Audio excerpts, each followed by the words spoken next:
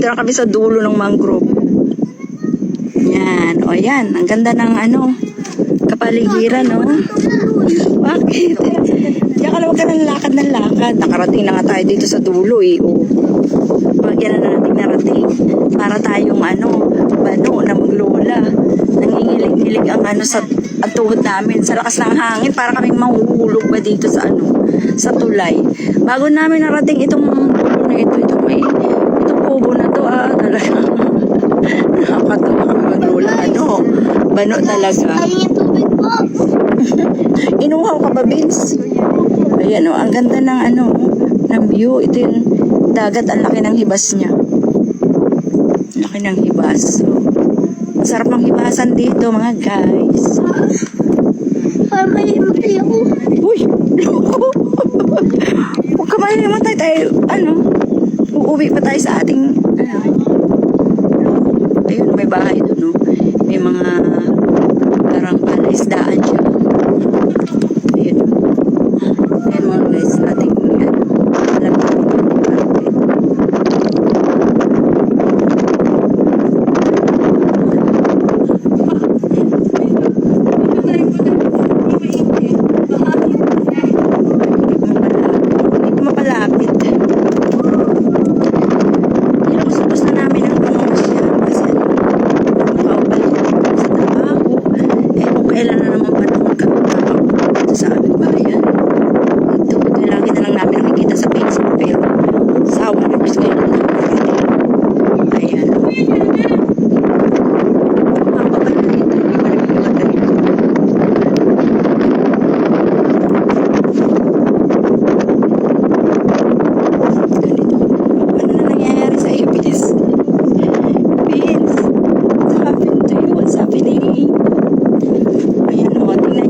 Mga karandom ang mga ng Ginayan Quezon.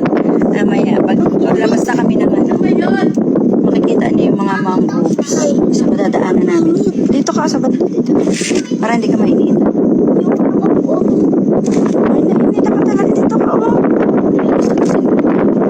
Sa banda sa may nakanya. Lulupos-lupos lang namin dito.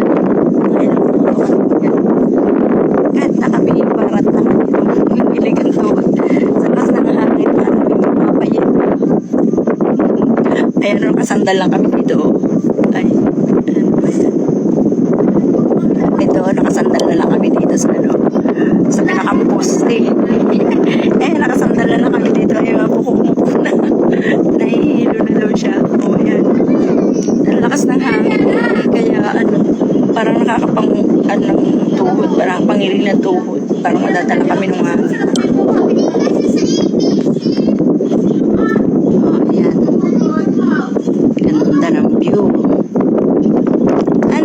Hindi pa tayo uuwi. Inuuhaw na daw itong isang pogi na ito. Tandaan lang tayo. Jogging pag madaling araw, sabay tatalon kapag taib. Swimming. Ayan. Itutour ko kayo sa uban. Vince, tandaan, baka madala ng hangin, ha?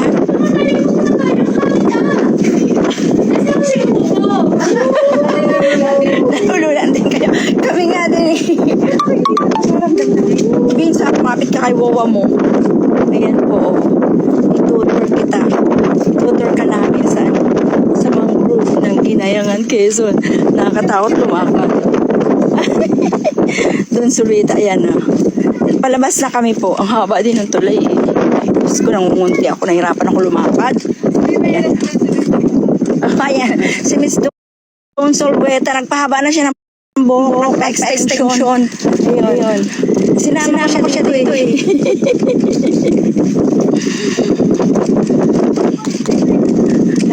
Stress lang kami.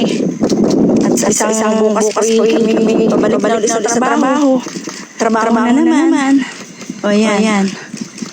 Guys,